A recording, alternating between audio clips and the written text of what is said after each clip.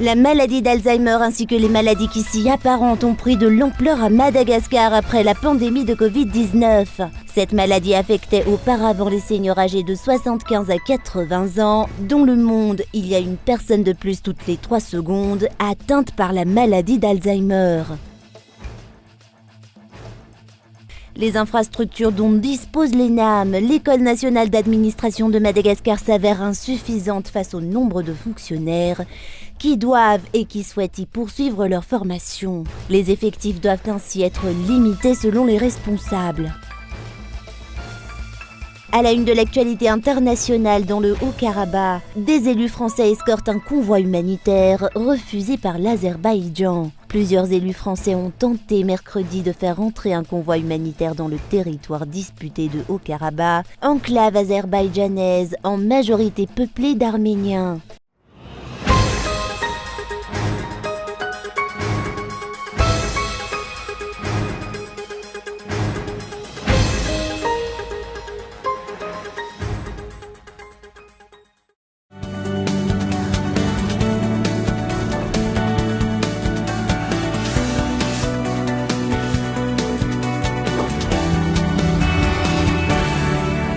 Nous avons exactement la recette dont tu as besoin. Mets d'abord une bonne dose de crédit d'appel national, international, des SMS. Rajoute de la data. Encore. Voilà. Tu mélanges, c'est prêt. First Premium Plus, le mix parfait pour rester connecté. À 15 000 arrières seulement. Tape le dièse 322 étoile 92 dièse.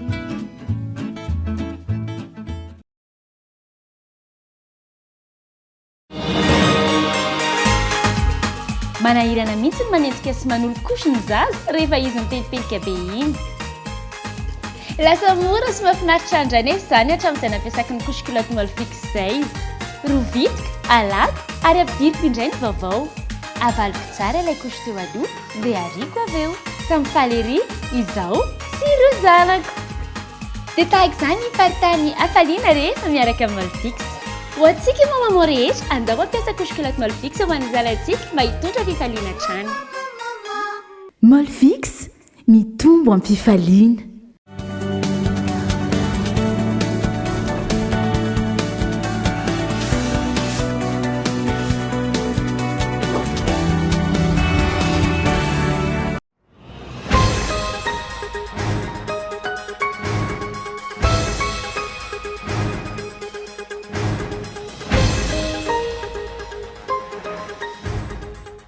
La maladie d'Alzheimer ainsi que les maladies qui s'y apparentent ont pris de l'ampleur à Madagascar après la pandémie de Covid-19. D'après l'ONG Alzheimer Maswanj Mood, l'âge des personnes atteintes a avancé. Cette maladie affectait auparavant les seniors âgés de 75 à 80 ans. Dans le monde, il y a une personne de plus toutes les 3 secondes atteinte par la maladie d'Alzheimer. Le nombre de malades était estimé à 55 millions en 2019 et il est prévu caracoler à 78 millions en 2023 et atteindre 139 millions en 2025. Avant, on disait que la maladie d'Alzheimer était une maladie qui affectait les seniors. Ce n'est plus le cas actuellement. Lorsqu'on détecte les premiers symptômes, cela signifie que la maladie s'est installée depuis plusieurs années et non pas au moment des premiers symptômes. Si une personne âgée de 75 à 80 ans s'adresse à notre association, cela veut dire que la maladie a commencé à s'installer il y a plus de 20 ans. Il faut donc être vigilant. L'âge pour attraper la maladie a avancé même si elle affecte en général les personnes âgées entre 75 et 80 ans.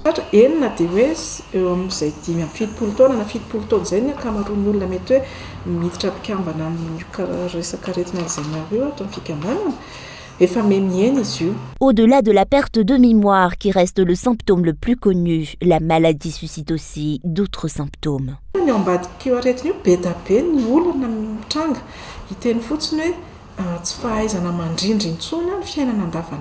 Le malade ne sait plus coordonner sa vie au quotidien. Il ne sait même plus écrire son nom ou signer. De cette situation vont découler une multitude de problèmes.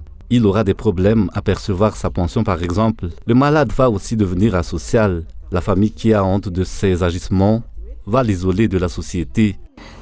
aferina ilay marary satria hoe mamenatra amin'ny fiarahamonina amin'ny fietsiny sy ny sisa maro. Rappelons que la maladie d'Alzheimer a été découverte par le docteur Alois Alzheimer, médecin psychiatre et neurologue, en 1906. Jusqu'à ce jour, la science n'est pas arrivée à en détecter les origines ni à trouver les remèdes idoines. Le mois de septembre est généralement consacré à la maladie d'Alzheimer. L'ONG Madagascar Alzheimer, Masoanj Mood, organise dans ce cadre différentes manifestations afin d'aider ceux qui sont affectés par la maladie et pour prévenir l'installation de la maladie dès l'apparition des premiers symptômes.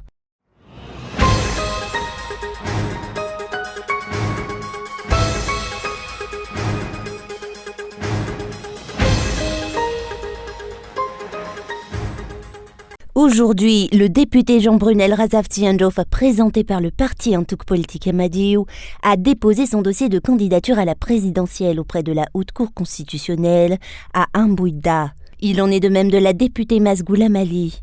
À 5 jours de l'expiration du délai de dépôt de candidature pour la présidentielle, de nouveaux candidats sont donc venus déposer leur dossier à la Haute Cour constitutionnelle, ce qui porte à 6 le nombre de candidats ayant effectué cette formalité.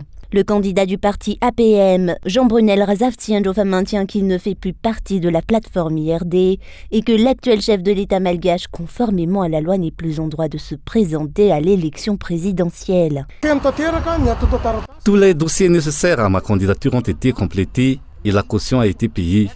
Nous allons donc faire face à l'élection présidentielle et c'est évidemment le parti Antuk Politique Madiou qui soutient ma candidature. En ce sens, je fais partie du parti APM.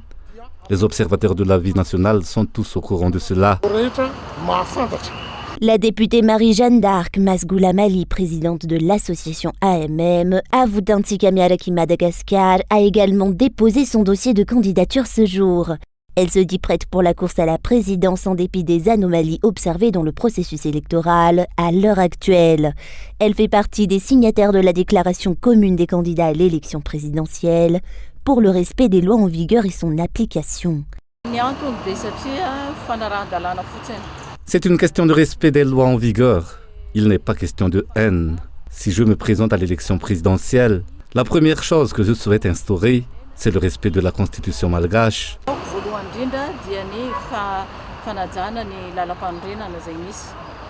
D'après ce qui a été observé hier soir à la Haute Cour constitutionnelle, 4 candidats dont Marc Ravalmanen, Annick Ratsiraka du parti Arema, Marie-Josiane Vloulnirin, une candidate indépendante, et Paraina Auguste du parti Tsarataaf n'ont déposé leur dossier de candidature. À ces 4 candidats s'ajoute actuellement le député d'Ikyung, Jean-Brunel Razavtsi-Ndjof, présenté par le parti APM, Antuk Politique Madiou, et le député de Tsiombe, Masgoula Mali. Ces 2 candidats maintiennent que le président Angela Zouelna doit se conformer au texte de loi au regard de sa nationalité française.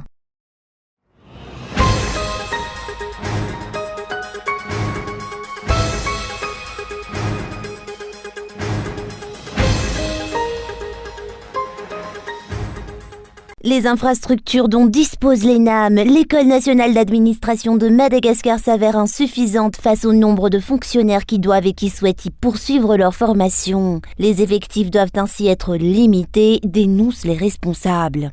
L'amélioration et l'augmentation des compétences sont pourtant nécessaires pour améliorer la fonction publique à Madagascar. La mise en place de nouvelles infrastructures et des matériels nécessaires est de mise. L'objectif du pays, c'est d'aboutir à une bonne gestion de la fonction publique. Les fonctionnaires doivent en ce sens augmenter leurs expériences et leur savoir-faire. Voilà donc l'objectif de cette formation. C'était après l'indépendance de Madagascar que la première école nationale d'administration de Madagascar a été érigée. Elle était à l'époque sous tutelle de l'université. Due à la crise de 1972, l'ENAM a fermé ses portes pour ne les rouvrir qu'en 1988. Elle est alors devenue l'ANFAR, l'École nationale de formation administrative révolutionnaire. Plus tard, cette école est redevenue l'ENAM, sous tutelle du ministère du Travail, de l'Emploi, de la fonction publique et des lois sociales, ainsi que du ministère de l'Économie et du Budget. L'ENAM Ndouibé a compté 105 sortants ce jour, dont des fonctionnaires et des employés du secteur privé, qui se sont formés pour les marchés publics, l'administration territoriale et la gestion publique.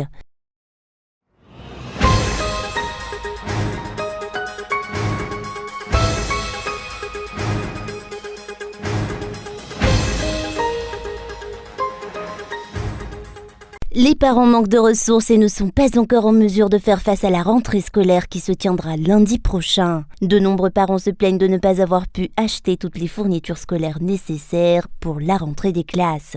Ils ne pourront donc pas envoyer leurs enfants à l'école. C'est à peine si certains parents ont pu réunir la moitié des fournitures scolaires obligatoires. Ils ont ainsi décidé de repousser ou de suspendre la rentrée scolaire pour leurs enfants.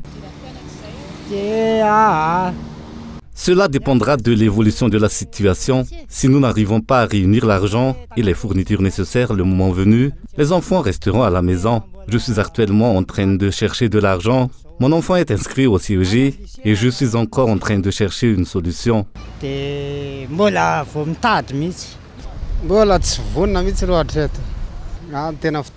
Jusqu'ici, nous ne sommes toujours pas prêts pour la rentrée scolaire. Les fournitures scolaires ne sont pas encore complètes. Il faudra encore tout trouver. Nous n'avons rien, pour être franc. Nous sommes en difficulté. Nous peinons à trouver de l'argent. La rentrée scolaire est pour lundi prochain, mais nous n'avons pas d'argent.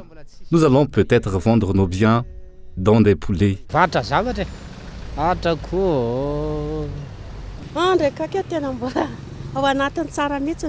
Nous sommes actuellement en train de traiter le problème. Nous avons 2 enfants à scolariser. Certains démarrent les cours lundi prochain. Certaines fournitures ont été complétées, mais il reste encore les livres à acheter. Il nous est impossible d'assumer la rentrée scolaire des enfants, tous en même temps. La rentrée scolaire se tiendra le 4 septembre prochain pour l'année scolaire 2022-2023. À quelques jours de cette rentrée officielle, de nombreux parents continuent de se démener pour obtenir les moyens financiers de compléter les fournitures scolaires de leurs enfants.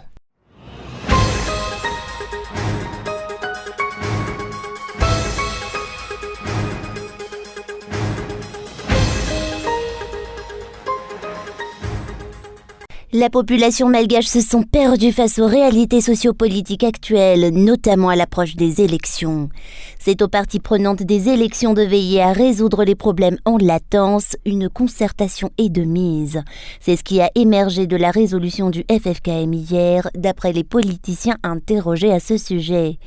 L'inflation, l'insécurité et la situation politique du pays sont source d'inquiétude et de stress pour la population. Le GFFM a déclaré ce jour que la situation de la population malgache et ses problèmes ne doivent en aucun cas être minimisés. Ainsi, la résolution du FFKM incitant les parties prenantes des élections et toutes les forces vives du pays à tirer des leçons du passé et de l'histoire, ainsi que la mise en place d'une concertation politique selon le GFFM, est à considérer.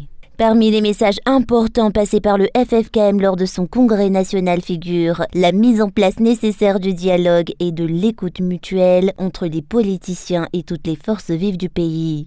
La mise en place du Injmas FFKM pour la tenue des élections a également été annoncée vu que les chrétiens et les fidèles des églises sont présents dans tous les Fukuntagnes de la Grande Île. La tenue d'élections démocratiques, propres et transparentes est d'une importance capitale afin que la population malgache puisse choisir librement son chemin et l'avenir du pays.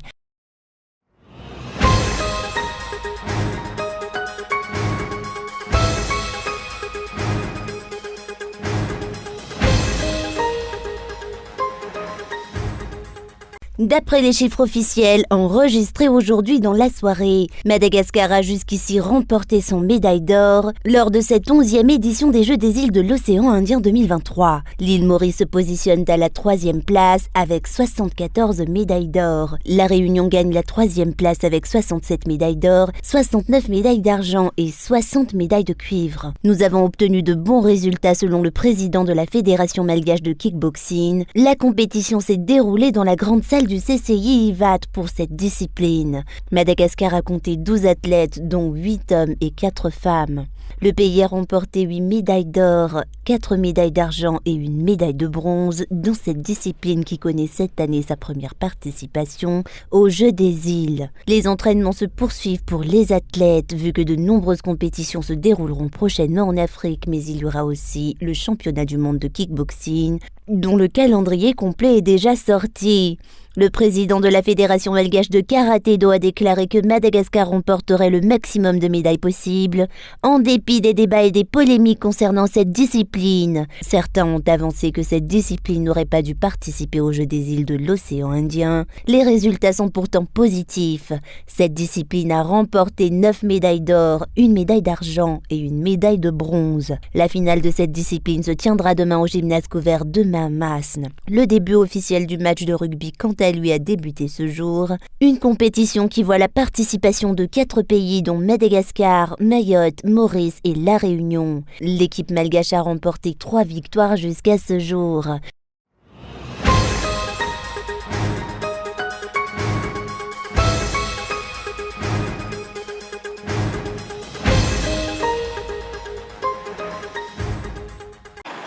Une nouvelle tentative humanitaire en direction du Haut-Karabakh. Une délégation politique française achemine une dizaine de camions remplis de produits de première nécessité et constate la situation au corridor de la Chine. Face de vous, vous voyez très bien le point de contrôle établi illégalement par les forces azerbaïdjanaises. Ce qui est en train de se passer, qui est qualifié comme tel par les experts internationaux comme un début de génocide. Aucune aide humanitaire ne passe ce couloir. Ces élus appellent le président Macron à déposer une résolution au Conseil de sécurité de l'ONU. La communauté internationale ne bouge pas. Alors, qu'est-ce qu'il faut ? Il faut qu'on ait d'ici quelques semaines, quelques mois, des centaines de morts, des enfants qui n'ont pas accès à la nourriture absolument indispensable, des gens qui n'ont pas accès aux soins pour que tout le monde se réveille. Ces derniers jours, quelques centaines d'étudiants et d'Arméniens ayant un passeport russe ont été autorisés à quitter l'enclave. Un chemin périlleux. 4 hommes ont été arbitrairement arrêtés et envoyés à Bakou en passant le checkpoint. Pour les Arméniens coincés sur place, la situation devient insoutenable. Sans essence, l'agriculture locale ne tourne plus, les étals sont vides et les stocks de farine sont sur le point d'être finis. Pour obtenir du pain, il faut faire des heures de queue la nuit, parfois pour rien, comme nous le raconte Annie, qui doit nourrir ses 2 enfants. L'autre jour, j'ai dû faire la queue derrière 1426 autres personnes. Mais avec la pénurie de farine, mon tour était toujours recalé et finalement, je n'ai pas eu mon pain.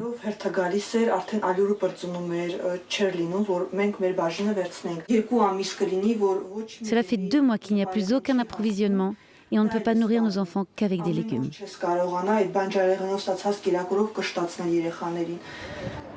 Depuis le début du blocus, le nombre de fausses couches a triplé.